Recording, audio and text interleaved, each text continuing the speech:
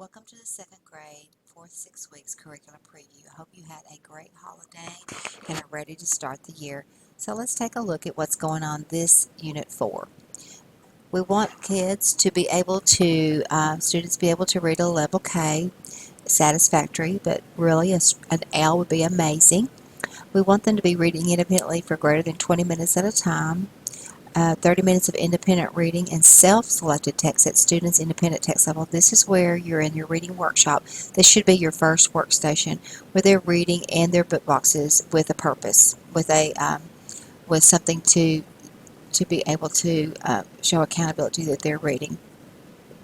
Then they need to have 30 minutes of guided reading with you where you are scaffolding their learning and really helping them build their strategies. The reading expectation is to identify intentional language and use it to make inferences and draw conclusions about the text. So that leads to our lead standard, which is inference. And then to read independently with comprehension and fluency. And I have been to some conferences lately that all they talk about, if we really want students to move and move levels, that they have to read each day over 60 minutes, not at a time, but during the day, at least 60 minutes in their instructional level to move them to a new level. So I want you to keep that in mind as you prepare kids. It's about the reading and writing activities that we do with kids that are going to make them move. We want to read all Unit 1 through 4 sight words fluently in context and in isolation. They need to at least complete 1 to 3 weekly reading responses. That's it after they've read an individual reading and what you want them to do with that.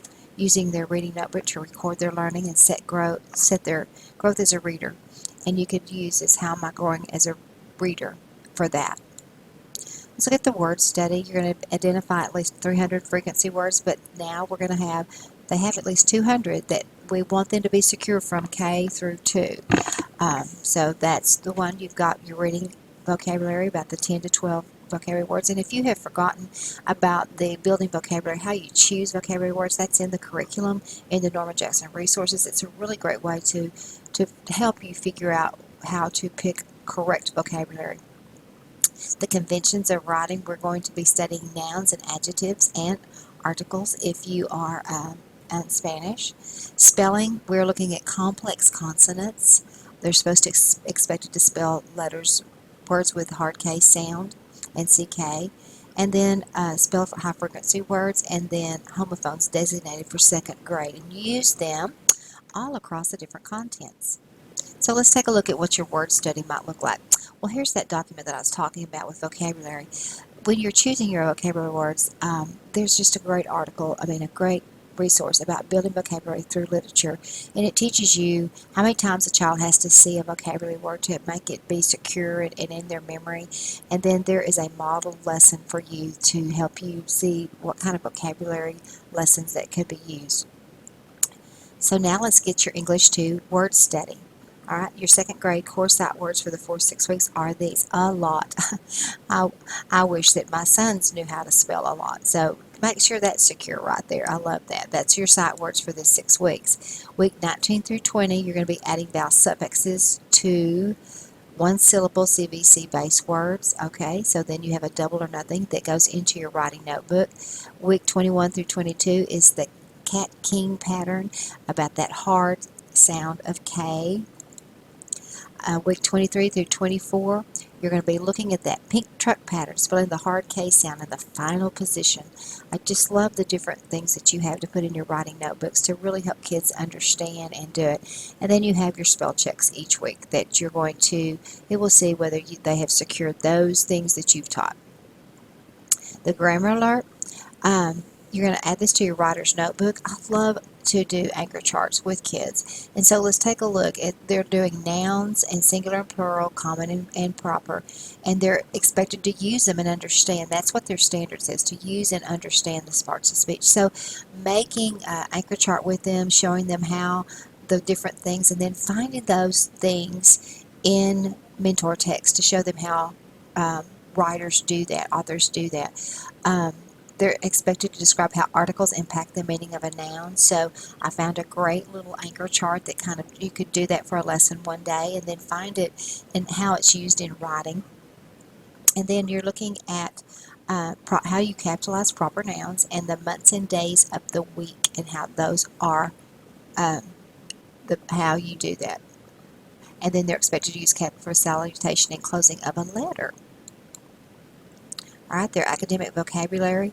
This is as important as their vocabulary, understanding the words that they're going to be seeing.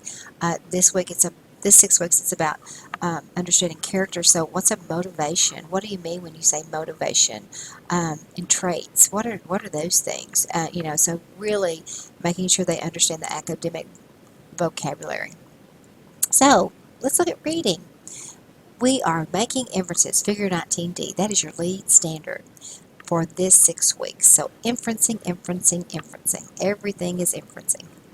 So also you're doing your processes of fluency, making sure that they're looking at dialogue with expression and independent reading, remember, that J through L. And then reading media, students are expected to describe techniques used to create media. Look at your clarifiers for that one. All right, with the inference, you're going to be using poetry, and then the main thing you do this 6 weeks is in poetry, they're expected to read a variety of poems and explain the central message. This is on the CPA almost all the time. A poem with why did the author write this poem? Comprehension of fiction, here's that one. They're expected to describe main characters in works of fiction, including their traits, motivations, and feelings. There's that academic language. Then in sensory language, students are expected to recognize that some words and phrases have literal and non-literal meanings. I love this one.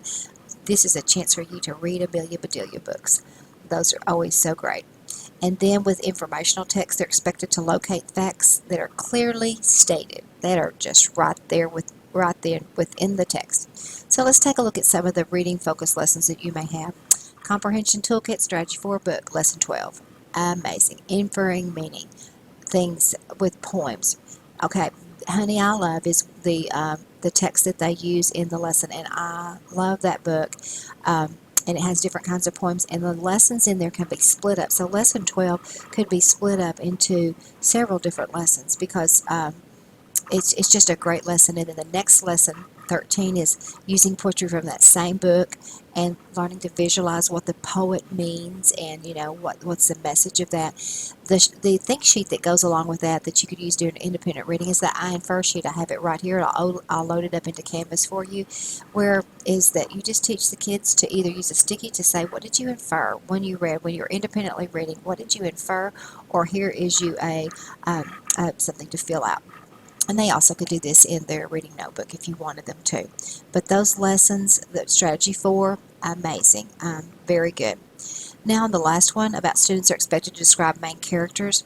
So what I would suggest is using a bubble map and starting with the bubble map like you see on the screen and talking about yourself, and then give them one and talk about who you are, what are your traits, what's your motivation, and then what are your feelings. And then let them do that about themselves. Then do another lesson on using great books. Just select a text. There's so many books they have great characters in them. And just let them describe and do that lesson with them several times. And then send them off an independent work with a bubble map for them to fill out about their character. That's going to be some great lessons there. Here's where I love this one, 211A, where you're talking to kids about, literal and non-literal meanings. Your ELL kids, I imagine they think we're crazy on this one. But these are some great Amelia Bedelia books, and then here's one, There's a Frog in My Throat. You can click on this list right here, this link right here, and it will take you to lots of different kinds of books that your librarians will be able to help you with teaching idioms to kids. And then give them an idiom and let them act it out and then draw it. And, what are idioms? And then see if they can use them in their books. Make a class book of idioms. Do something really fun with that. With 214B, informational text, you can have so many resources, your treasures. There's so many informational stories that are amazing in there. Your social studies readers that Dawn has purchased for you would be amazing to use. You could do that as a focus lesson and take that on into your small guided reading groups. Your Learning A to Z, you would just search by 214B, and it would just bring up a list of books at that level that you have that would teach that skill. And your STEM scopes, use your science. This is where you really can integrate a lot with that. So those are your focus lessons. Now, guided reading. Guided reading is such the heart of what you do in Reading Workshop. And so I'm hoping that you are using the lesson plans because of Jan Richardson's and their Jan Richardson book, because it just outlines it for you. One of the key things in guided reading is that the teacher selects the text and has a plan, that has a well thought out plan. Now, that of her teaching points. Once you start reading the book with the children, then you make your anecdotal notes, and then you may change what you're teaching. But you have to go in with a plan. True good guided reading lesson has those where you do the introduction, you introduce new vocabulary, you give a little bit of a teaching, you listen to them read, and you mark at the behaviors that you see them doing. Then you have a discussion about it. You talk about, you say the things they did great, and then you have some word study. You have and then what I love about the Jan Richardson books is that if you don't understand sound boxes, right there it shows you what do you do to how to do a sound box. Analogy, that's such a great way for kids to understand words. And then once again, that. And one of the pieces on day 2 or day 3 is that guided reading piece of, let's just write a summary. Let's write a sentence together about what our book was about, or what fact did you learn about, and what page did you learn it on. So that guided writing is extremely important. This is one of my favorite resources. I have lots of favorites, but everything by Gay Sue and Irene is amazing. You have the continuum, and I keep talking to you about it because it is such a rich resource. It goes through under the red tag. They have tabs, and under this they have lots of great tabs, but one of the tabs is the guided reading A to Z. And on each level it shows you, like at level J, selecting the text, and then selecting goals and planning for word work. And so it has it for them. It's amazing. I just ask you that if you've not ever used it and you want to learn to use it, give me a call or talk to your academic coaches, because they know all about it. But it is a great tool for your guided reading groups. Another tool is our level libraries. I was on campuses this week, and I just loved that people were using the guided reading there for you to use, in small group, and then let them put them in their book bags. I'd rather have torn books than all clean books that have never been used. But they have such beautiful pictures and will engage kids. You're reading A to Z. Like I said, you could search by standard. And then RAS Kits you should be using as a workstation for helping with those minutes of instructional reading, because that's what they're doing, the eyes on text. So let's take a look at writing. They're expected to recognize vague or general language and use intentional language in their first draft. They're doing beginning, middle, and end. Once again, they're writing the writing process every day. One of the things we're looking at is adjectives and articles, and then the capitalization for proper nouns, months, and the days of the week. So those are the things you're working on in reading. Your writing expectations is stage 6. So what I want to tell you that I think would be very helpful for you is for you to get out the rubric and look, what are the characteristics of a stage 6? And then take a look at each individual student and kind of make a mark of, do I see these skills? And if there's one that you don't see, then that's extremely important, that you're going to be teaching that particular thing. So use the rubric not just to assess their writing, but to assess where you're going instructionally. So those are your expectations for the 6 weeks. Each week you're going to examine a mentor text and talk about how, and stand on the shoulders. Read the text, talk about the smart moves they make. Only focus on 1 or 2 techniques in a single lesson, but revisit the mentor text several times. Lead the kids to understand that the more they reread, the more smart moves they discover. And then examine the plot by putting the important ideas in a 3-box plan. What was the central message? How did each idea help to make the central message clearer? How did the smart moves you noticed make the writing stronger? So using the 3-box plan and showing how those authors use they really did the 3-box plan, and then go off and say to them, today you're going to be writing, I want you to use the same important smart moves that these writers did. So using mentor text is an amazing way to teach writing. You want to continue to reinforce the stop pair routines to add This is your editing and revising, and it makes them go into their writing.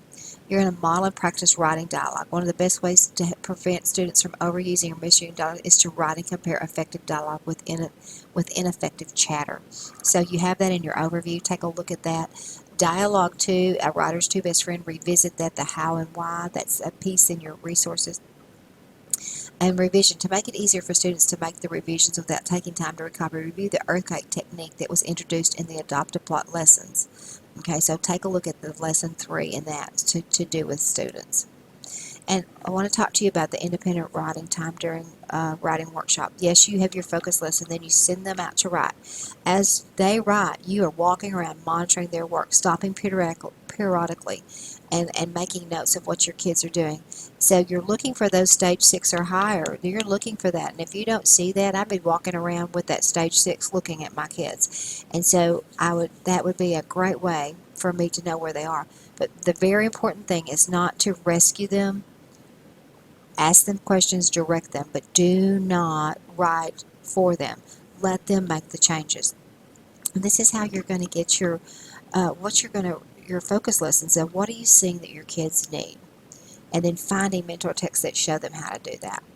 Use the daily reflection time to celebrate and reinforce what they're doing, like strategies or techniques they are trying, effective habits they're doing, um, the use of how and why, and then problem solving, like are they using the word wall, are they using their word list to look at them, those type of things. And then reinforce stop.